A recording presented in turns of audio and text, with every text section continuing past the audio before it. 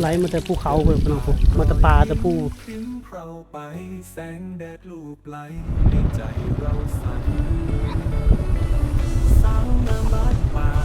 มาแต่ทรายแต่ละเนี่ยโอ้มาแต่ร่วมเป็นลมพี่น้องคริสเตียนพี่น้องเอ้ยมาแต่ร่วมเพิ่นว่าย่างมาแต่ร่วมย่างไปหายังบ่แห้งเลยย่างไปโลมพี่เนาะลมวันอาทิตย์เด้เพื่อนน้องนั่นน่ะเนาะหลังเขียวเพื่อนน้องเนื้อเห็นสวยเนาะแนมจะเห็นยังไงเห็นแต่กล้องบ่เห็นแต่กล้องเห็นน้องใจไปไผกล้องไปความหมายเขาเลยกันนะความหมายจะสิครบมื้อนี้วันอาทิตย์เขาเจ้าเฮาคิดนั่นเนาะก็ไปใช้แล้ววันอาทิตย์นี่ได้บ้านเพิ่นขึ้นทางไปหน้าเฮานี่เนาะเซ็กซี่เพิ่นว่าทางไปนาทางเมืองไทยยังดีกว่าแม่นไปทางไปบ้านคนจ้าสบายดีและสวัสดีเด้อพ่อแม่พี่น้องบัดสุขุสุคนบ่ว่าจะเป็นทางเมืองไทยเมืองลาวและภายในและต่างประเทศกับพ่อบ่จอยเส้นเก่าเส้นเคยพี่น้องโอ้แดดร้อนเลยพี่น้อง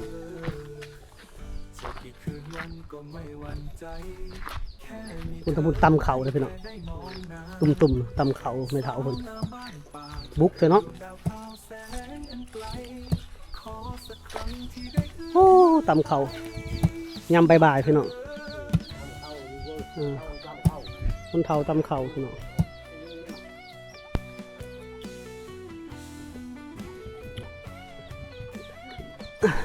บ้านน้องคลองพี่น้อง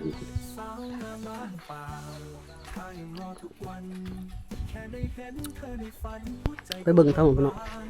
มันสิปืดล่ะมันปืดไปครึ่งหนึ่งแล้วพี่น้องบ้านแล้ว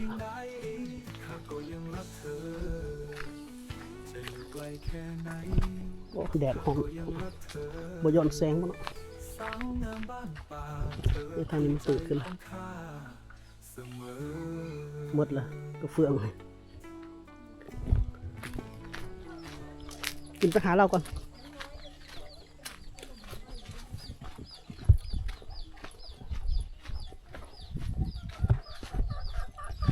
อันใดเราก็สั้นแห้งกัน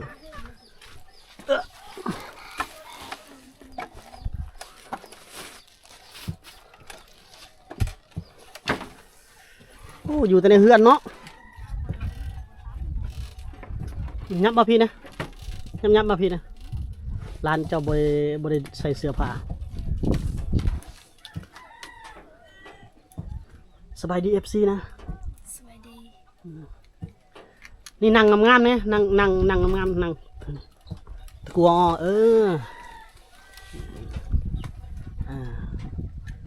อยู่เฮือนเนาะมื้อนี้เนาะ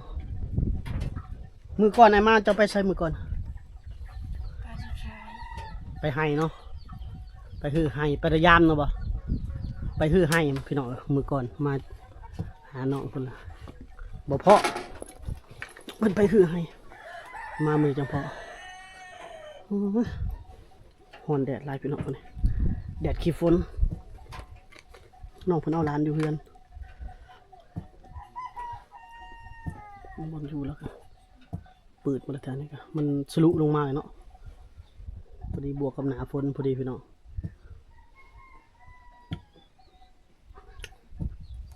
เราก็เปิดหน้าต่างไว้ได้พี่น้องเราเอาลานอยู่เฮือนมื้อนี้พักพรมื้ออื่นไปใส่อีกมื้อไปให้บ่หรืออยู่เฮือนมื้อปะนานะปะดงยังไม่ได้ปลูกข้าวบ่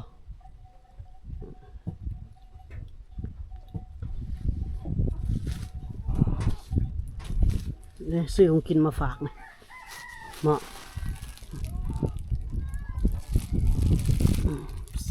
ซื้อไก่ตัวหนึ่งมาฝาก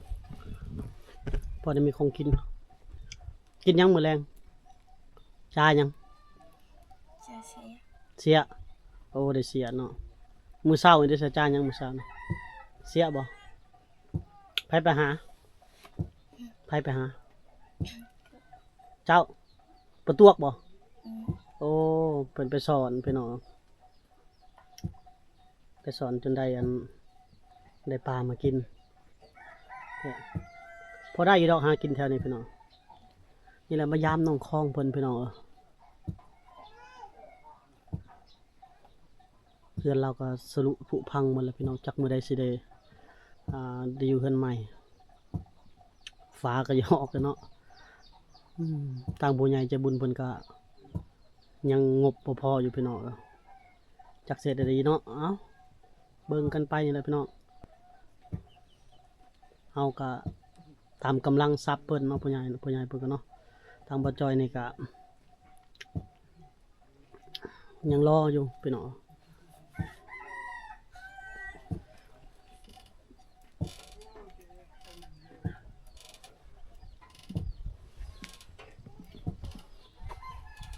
บ่ได้ตำข้าวบ่มื้อนี้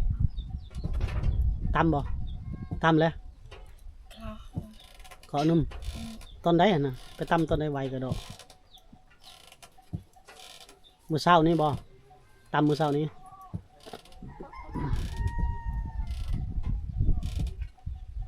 น้องคองนี่สิกว่าน้องย่นพุ่นสิเว้าลาวบ่เป็นนี่พี่น้องน้องย่นเรายังเราเว้าได้อยู่เห็นเราเว้าอยู่พี่น้องคืออยากให้อายกล้องอ่ะเนี่ยผู้นี้ยังดนแล้วพุ่นน่ะตื่นแล้วหลานน้อยพุ่นน่ะพ่อเราไปใส่พ่อแม่เขาเด้อ กระดอง อ๋อเราตื่นแล้วไปให้เราก็ได้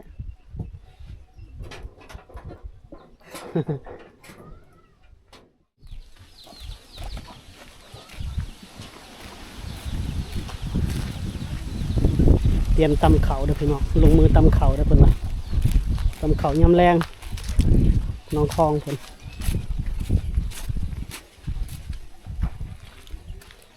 เราสิตำอยู่นี่แหละพี่น้องแต่ละมือกันบ่ตำตอนเช้าหรือตำตอนแรงบ่ตำตอนแรงตำตอนเช้านี่คกเราเลยพี่น้อง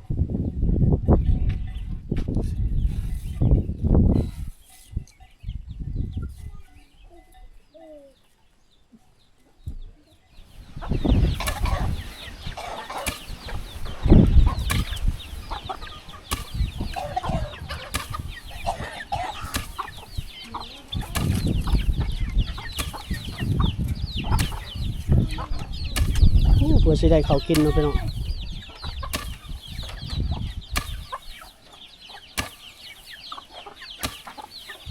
เป็นชั่วโมงแล้วเพื่อสิแหลกพี่น้อง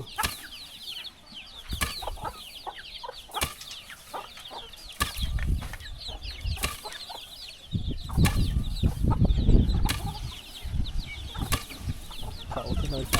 ำเขาให้เม็ดใหญ่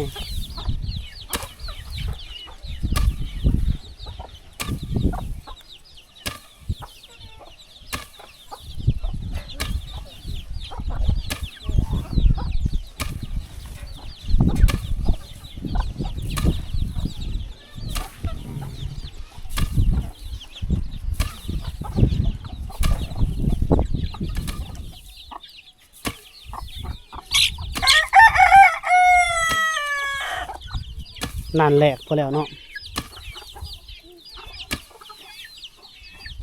แห้งผู้เดียวนี่ใช้เวลาดนเลยพี่น้อง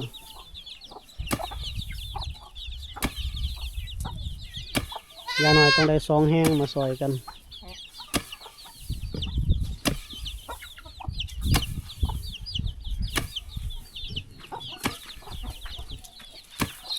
แค่นั้นได้ห่ม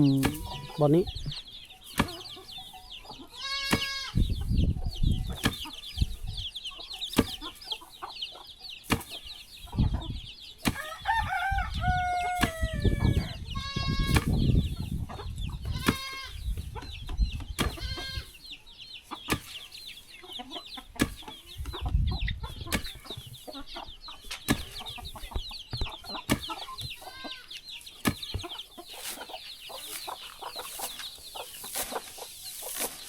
อดเวลาอุ้มแล้วบ้านะอุ้มมันคือพัดพี่น้องเกือบกิโลหนึ่งไม่ได้เราตำ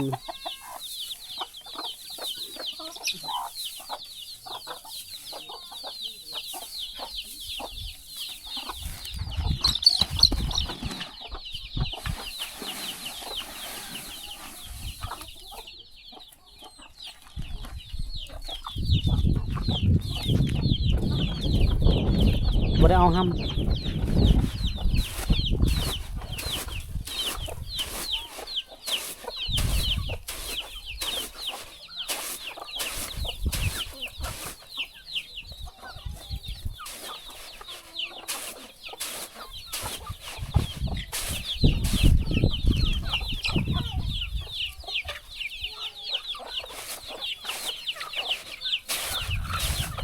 โอ้ลมแห้ง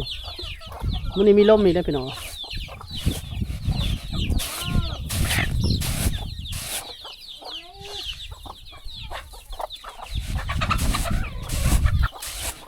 โอ้ไก่กระถึกเลยไก่มาถากิน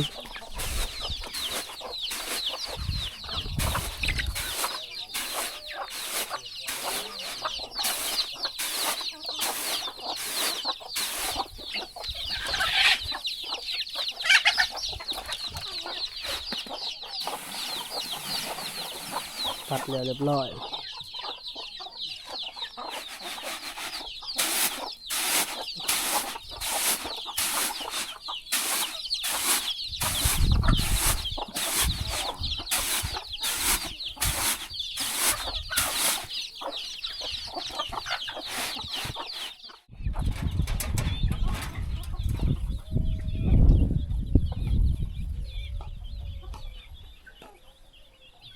เสียงกบตำเขาแล้วก็ไปตักน้ำเลยพี่น้องบ้านนี้ตักน้ำกินไปทางใดทางน้ำทางใดทางพุ่นบ่โอ้นี่เขามาแต่หาปลาได้พี่น้อง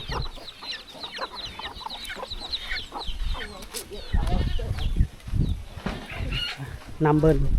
เพิ่นไปตักบอลเก่าอีกบ่ไปจักพี่น้องหลายบอลได้บอลเพิ่นไปเอาน้ำกะเสียดายบ้านเขาเจ้าบ่มีน้ำบาดาลโครงการเนาะบ้านน้อยส่วนไรเขาบอกเขามาเจาะให้ได้พี่น้อง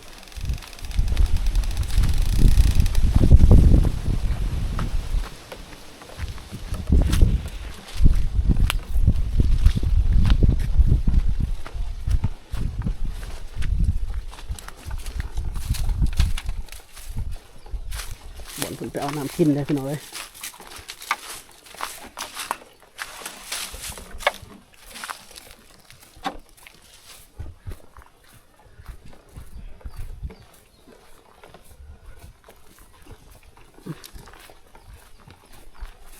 น้ำมาอยู่บ่ล่ะ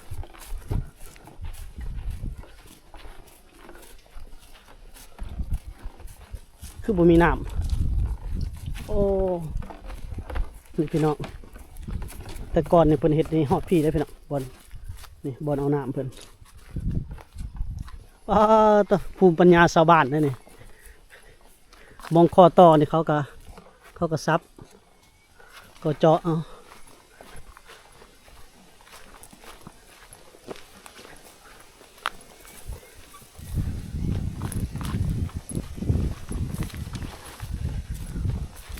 ใกล้เติบอย่างออกแต่หมู่บ้าน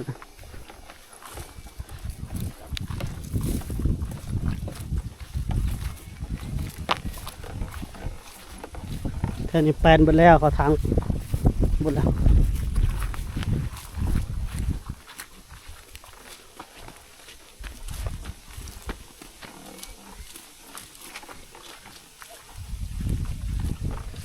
โอ้ลมแห้งลมเลยเนาะ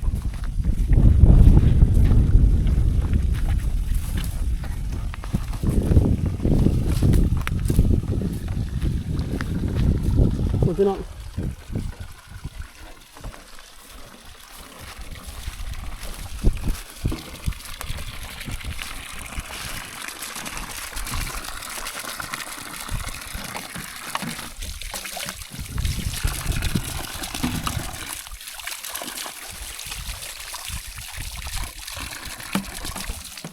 ก็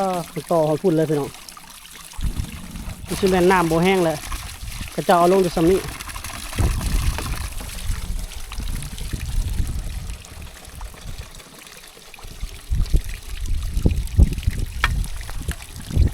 ไหลมาแต่ภูเขาเพิ่นพี่น้องผมมาแต่ป่าแต่ภู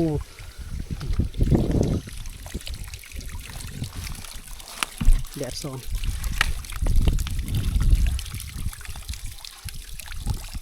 เอาเมื่อนี่ก็กินเลยได้อพี่น้องเลยบ่ได้ต้มบ่ได้นั่นเลยเย็นบ่น้ำนี่แหละเบิ่งลองจับผมก่อนพี่น้องโอ้เย็นคักเลยมันไหลมาจากภูเขาเด้มีแต่หินนี่เชิง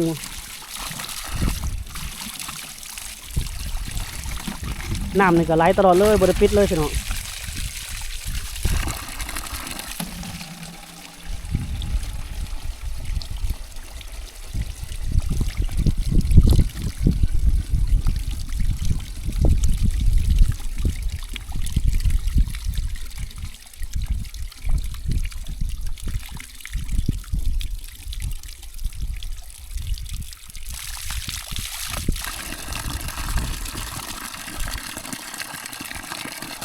น้ำมันไหลลงฝุ่นเนาะ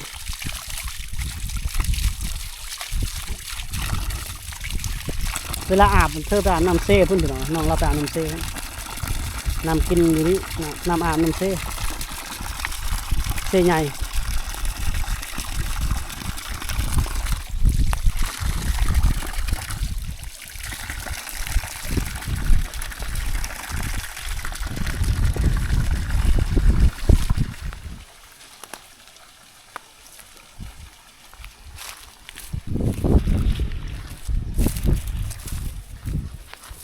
ได้น้ำกินเลยก็ออกน้ำกลับบ้านแบกหักน้ำกลับบ้านพี่น้องเป็นภาพวิถีชีวิตของข้าเจ้าพี่น้องแต่ละมือแต่ละเว้นก็จะประมาณนี้แหละตักน้ำตั้มข้าวหาอยู่หากินเฮ็ดไร่เฮ็ดสวน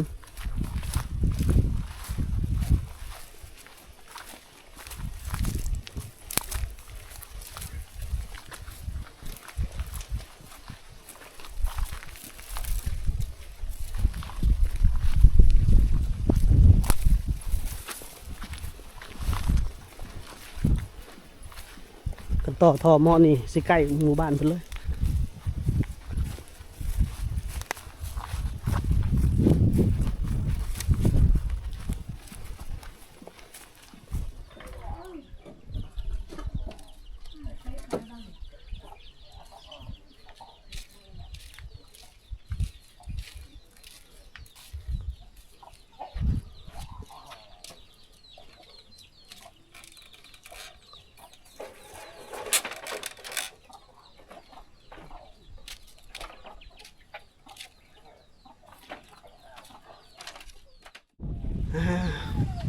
ห่อนพี่น้อง เป็นได้ ห่อน ขนาด4 โมงเลยเนาะยังพวกนี่เดี๋ยวพี่น้องเรื่องเล่าววิถีชีวิตมันนำเสนอวิถีชีวิตความเป็นอยู่ของน้องคองเพิ่นเนาะให้เห็นทุกซอกทุกมุมวิถีชีวิตการดำรงชีวิตของสาวชาวดอยนะพี่น้องเนาะคนดอยแหละคนมันคือจะเปิ้นนี่เป็นคนดอย บ่อยเนาะ คนดอยคนในชนบทเด้บ่ได้มีความรู้บ่มีการบ่ได้เรียนหนังสือเนาะพี่น้องเนาะก็ประมาณนี้แหละการสื่อสารกับส่วนหลายบ่จอยเองนี่เว้าภาษาชนเผ่าก็ยังบ่ได้หลายพี่น้องบ่ได้50%ซ้ำประมาณ20หรือ30% การสื่อสารกันจะก็เลยบ่ค่อยอันนั้นปานนั้นได้หลายปานใดพี่น้องเนาะนี่ก็คือเรื่องราวและการมาเยี่ยมยามน้องคองพี่น้องโอเคเฮาสิจบคลิปไปสำนีก่อนฝากกดไลค์กดแชร์แล้วขอบคุณ FC ทุกท่านเด้ออ้าวสาวไทยเพียงนั่งปิดหลังเนี่ย สบายกินน้ำส้มจนว่าตาก็สิบวด โอเคพี่น้องสบายดี